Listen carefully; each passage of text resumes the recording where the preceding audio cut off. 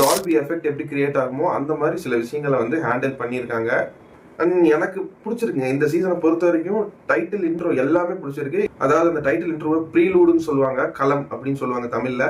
அந்த களத்தை செட் பண்ணிட்டு அதுக்கப்புறம் அதை சுற்றி நடக்கிற விஷயங்களை தான் வந்து டைட்டிலுக்கு அப்புறம் காமிக்கிறாங்க. ஸோ அந்த களத்தை செட் பண்ண விதம் இந்த சீசன் 5 பொறுத்த வரைக்கும் எல்லா சாப்டர்லையுமே கரெக்டாக பண்ணியிருக்காங்க. அண்ட் என்னோட ஃபேவரட் இந்த சாப்டர் 6ஓட ப்ரீலூட் தான். அண்ட் அதை தாண்டி இந்த வால்யூம் 2ல புதுசாக கிளிஃப் ஹேங்கர் எண்டிங்குமே ஒரு விதமா ஒரு சீரியஸ்க்காக ட்ரை பண்ணுவாங்க எல்லா வெப் சீரிஸ்லயும்.